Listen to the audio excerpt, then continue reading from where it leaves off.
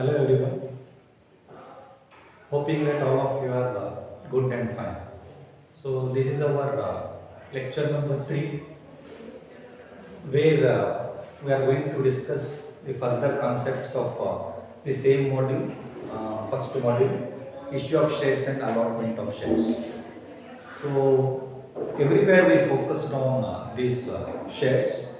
So in the previous class, we discussed about the meaning of the share. Then we answered a few questions like what is the meaning of this share, who can issue the shares, to whom shares are issued, then finally how to account for the shares. And we took the example of the particular company, ABC Company Limited, and we came to know that it is mandatory to account for the shares, because whenever we discuss about the transactions that are measured in terms of money or money's worth, we account for all those transactions. As everywhere we say that accounting is the language of the business. So today in this particular lecture, we discuss more about this particular share. At the same time, we discussed the share capital, the capital raised by the company by issuing the shares. We call it as share capital. Okay, so once they raise that capital, they can think of their further activities. And we also discussed the different divisions of share capital, like authorized capital, issued capital, subscribed capital, called up capital, and paid up capital. If we take in simple format, authorized capital, issued capital, subscribed capital, called up capital, and paid up capital. So AISCP. AISCP, so that we can easily remember the divisions of share capital. So authorized capital, it is the maximum amount raised by the company by issuing shares to the public.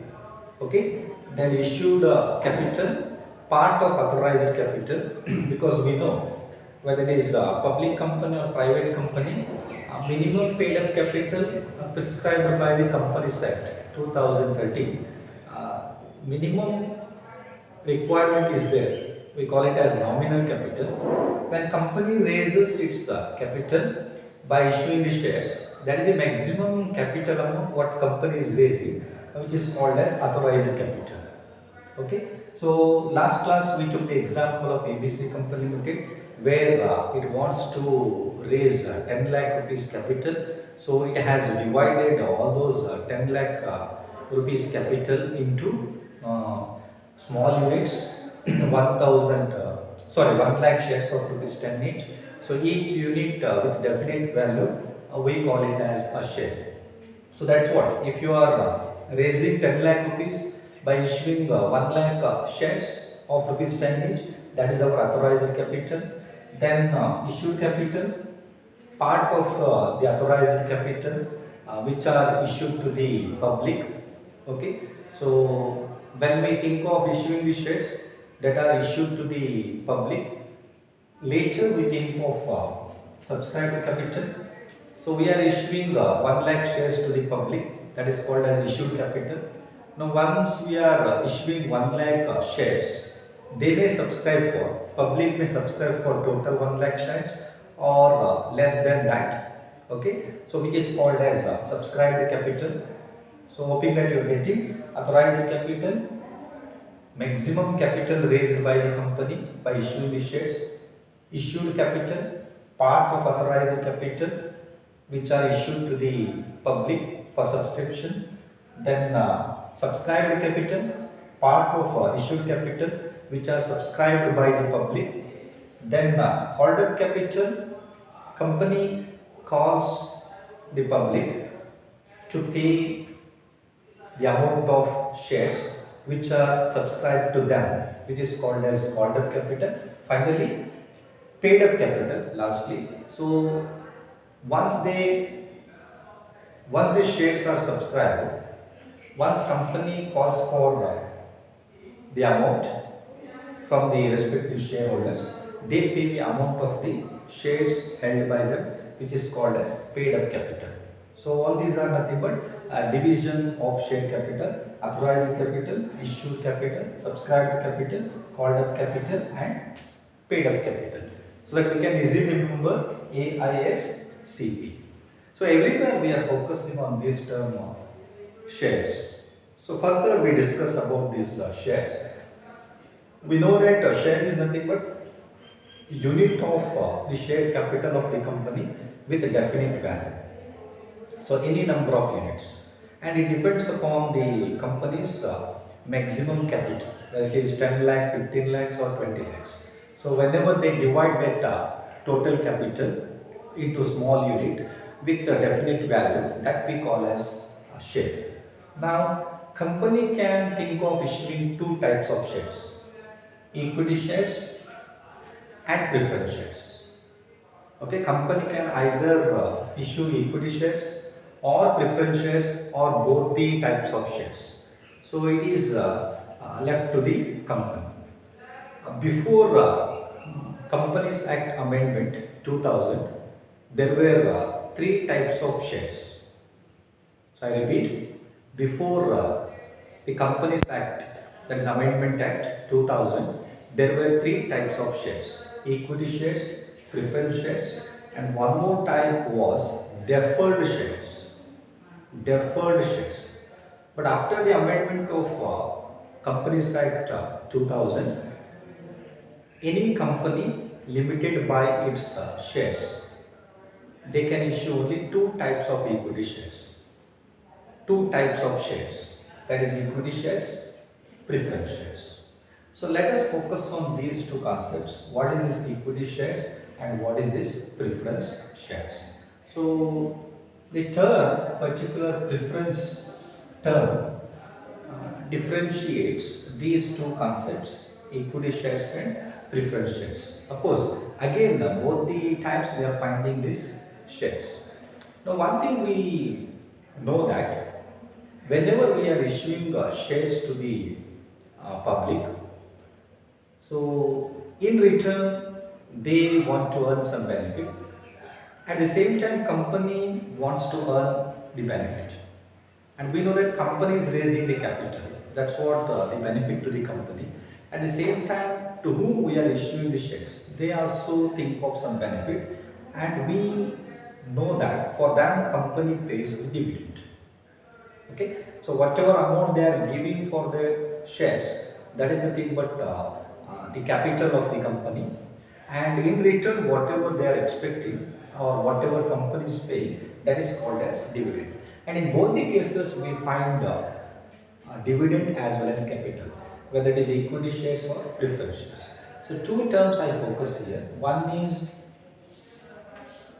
this is equity shares or equity share capital, and one more is dividend. Okay, equity shares or equity share capital, then return whatever company is giving, that is called as dividend. Now, how to define these equity shares, or what is the meaning of these equity shares? So equity shares, these are the shares which do not carry any preferential right. That's what I focus on this term, preference. Preference means somewhat you are focusing on these shareholders, not equity shareholders. So equity shares are those shares which do not carry preferential right so as to its dividend during the lifetime of the company and capital after winding up of the company. Now what is the meaning of this? So equity shares are those shares which do not carry any preferential right. That means equity shareholders are there, they have contributed something towards the capital of the company, and they are also expecting dividend.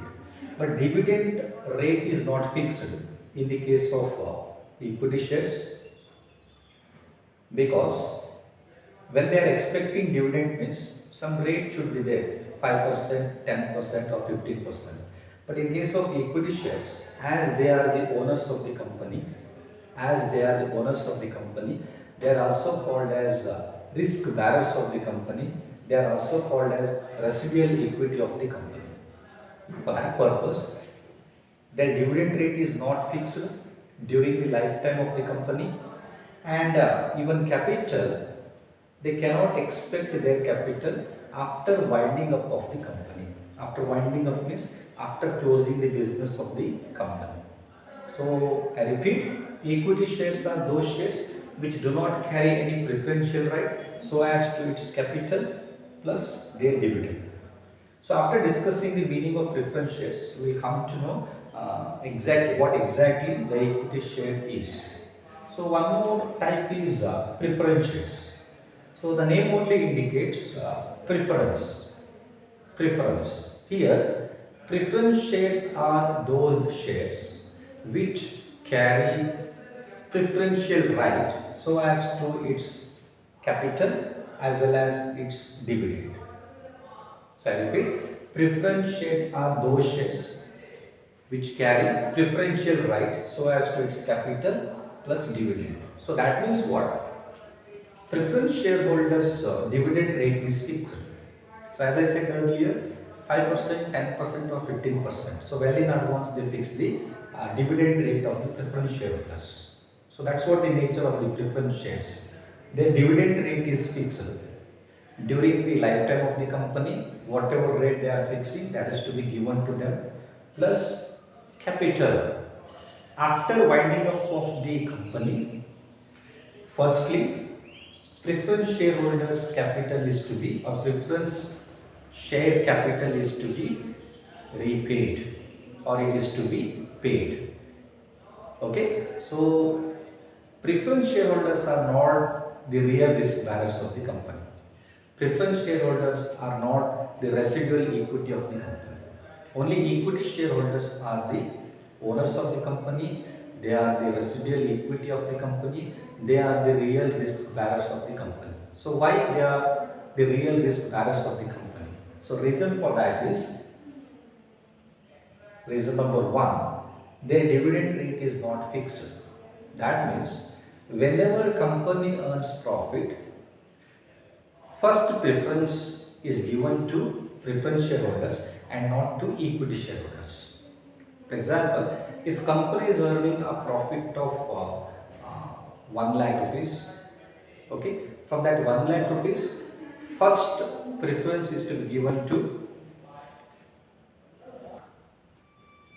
So whenever company earns profit, for example, 1 lakh rupees.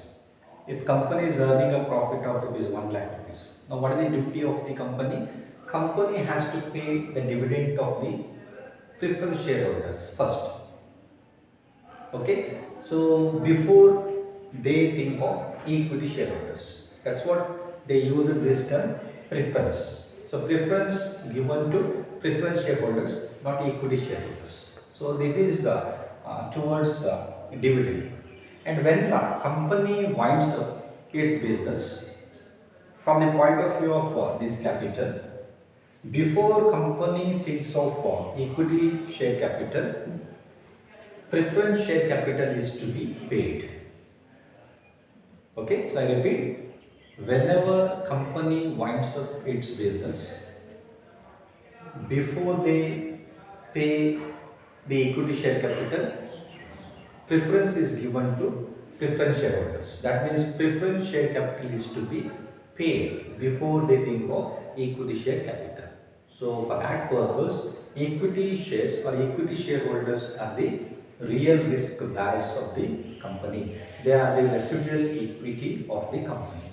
Now company can think of issuing both equity shares, preference shares, or company can issue only equity shares or only preference shares. So whatever shares are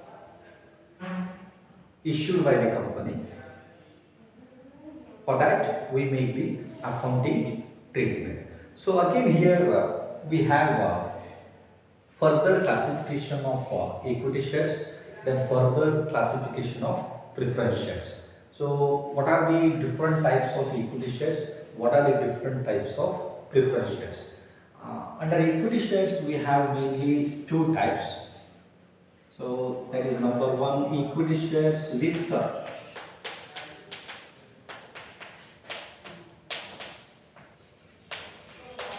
voting rights. Equity shares with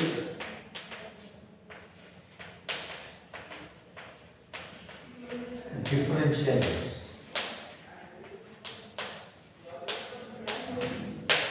Equity shares with voting rights, equity shares with differential rights.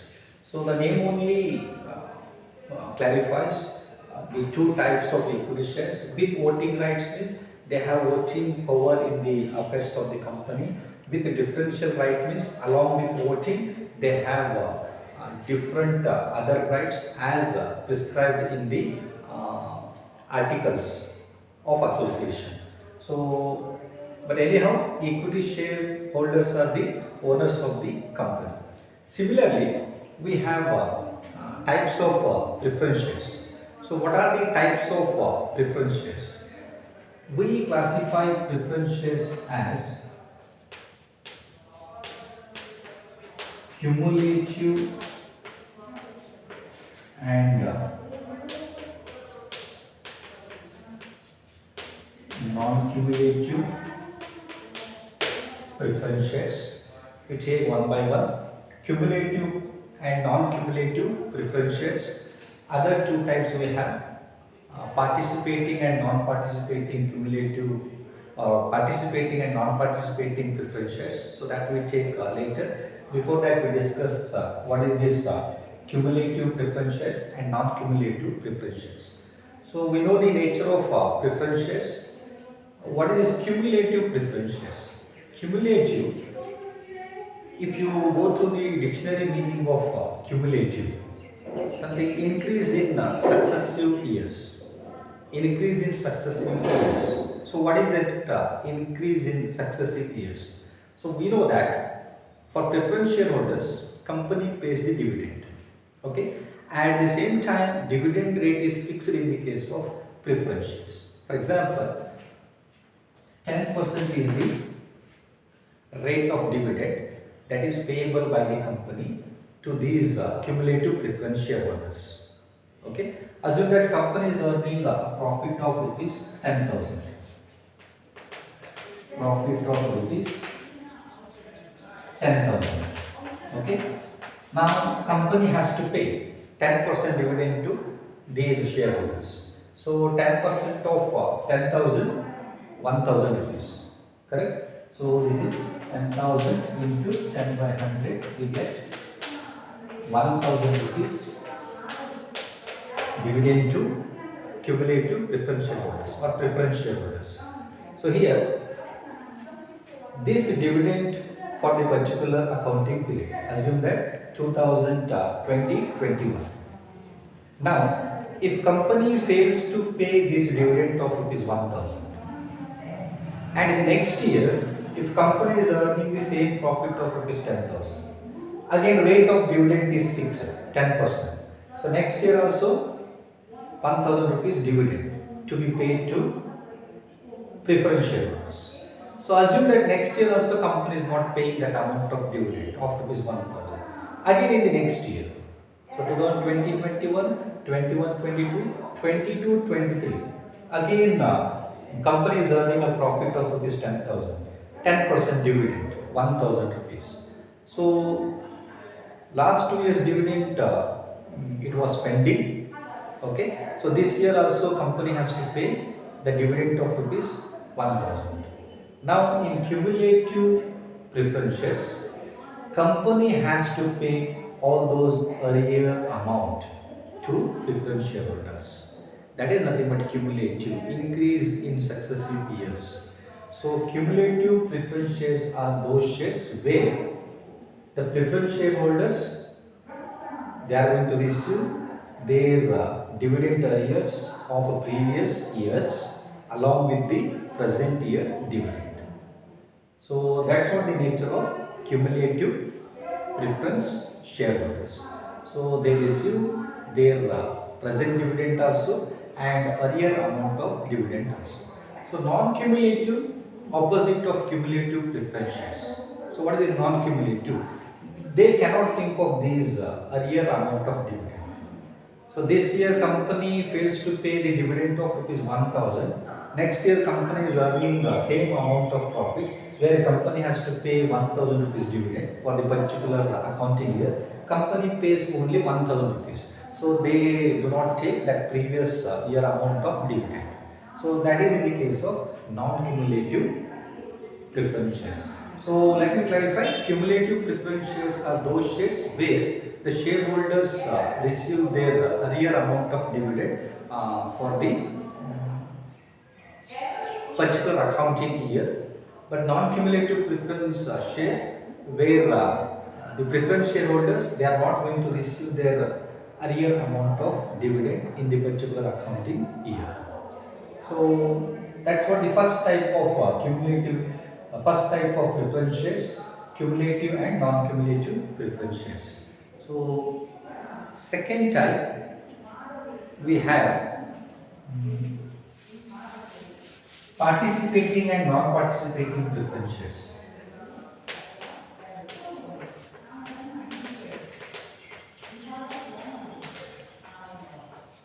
Participating and non-participating.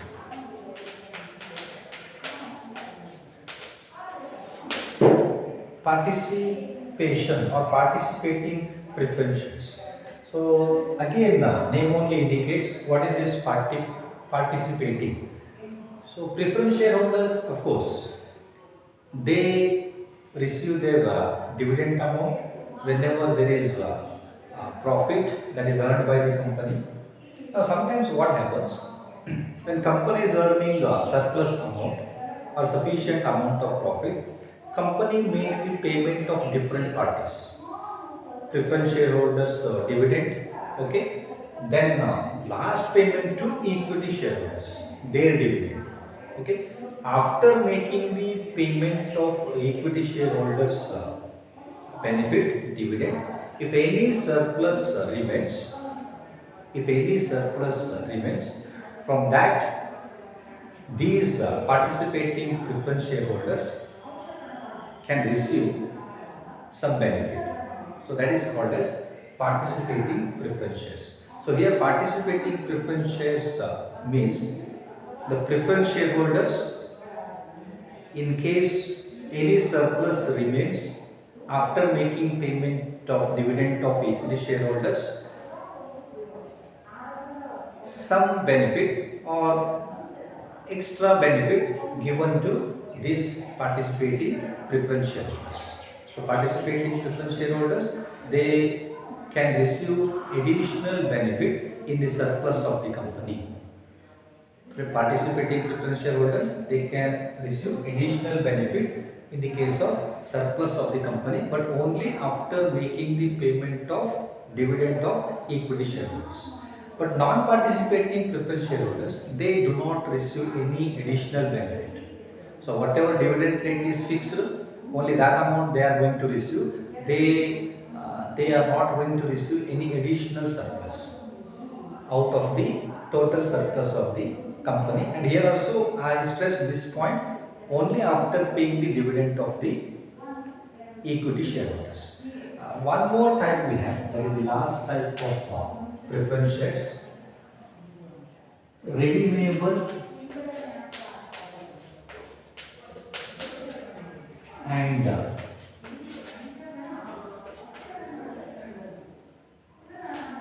irredeemable.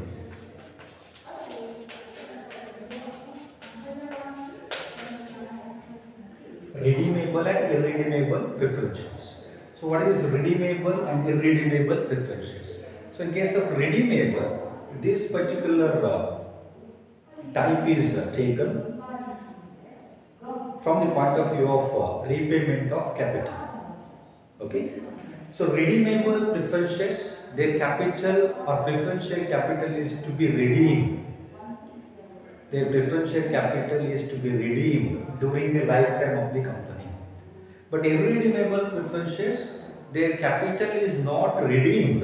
Redeemed means repayable during the lifetime of the company. But after the liquidation of the company, that is to be redeemed. So it doesn't mean that irredeemable preference shares, it doesn't mean that they are not going to receive the amount of preferential capital. No, they receive their capital, but only after winding up of the company. But redeemable during the lifetime of the company, because we know the going concern concept. When any business is started, so soon after starting the business, uh, it is not like tomorrow only they are going to close their business, because we have a going concern concept where it says that when you start a particular business entity, that can be carried for indefinite period, that can be carried for a longer period of time. So that longer period, 5 years, 10 years, 15 years, 20 years, 25 years, any number of years. So during that lifetime of the company, if you are repaying the capital of preference shareholders, that is called as redeemable preference shares. But irredeemable after winding up of the company business, when you are repaying the capital of the preference shareholders, that is called as irredeemable preference shares or irredeemable preference share capital. Okay, so let us highlight the concepts what we discussed today. So we started with the same concept share because this is what the beginning process of the company, where companies are issuing shares to the public to raise the capital, so that they have different divisions of capital: authorized capital, issued capital, subscribed capital, called up capital, paid up capital. Now the question is, when companies are issuing shares, what type of shares are issued by the companies?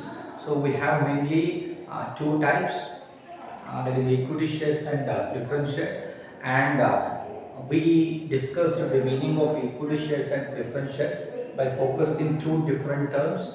Number one, capital; number two, dividend. Okay, so in case of equity shares or equity share capital, dividend rate is not fixed, and even capital also, there is no sure that their capital is to be repaid. Okay, because they are the real risk bearers of the company, they are the residual equity of the company, they are the owners of the company. But in case of preference shares, that is not the case. So they receive their dividend timely, and then they receive their capital amount also. And before we pay anything to equity shareholders, we have to give, or company has to give preference to preference shareholders. So under equity shares, we discussed again two meanings: with voting rights, with the differential rights. So here we think of only voting rights of the equity shareholders. Here with differential rights, so as to some other things as prescribed in the articles of association. Then in preference shares, we discussed three different types: cumulative and non-cumulative. Cumulative means previous year dividend is to be paid by the company in the present year. Then non-cumulative, arrears amount of dividend they are not going to receive. Participating, these preference shareholders can participate or can get some additional benefit from the surplus of the company along with their nominal amount of dividend. Non-participating, they cannot participate in the surplus of the company. Redeemable preference shares, their capital is to be repaid during the lifetime of the company, and irredeemable, their capital is repaid not during the lifetime of the company, but after winding up of the company business. So altogether, we are finding that from this starting of issue of shares and other concepts of shares. So everywhere we are finding the values of the transactions. So when we are finding the monetary values of the transactions, so that is to be accounted for. So in our next class, we focus on the further aspects of the same module, where we will try to work out some practical problems so that we can easily understand how companies account for the monetary transactions which they are incurring, starting from issue of shares to some other concepts. Or there are many concepts of this company accounts. So that we take one by one. So hoping that today's discussion is clear to you. Thank you one and all.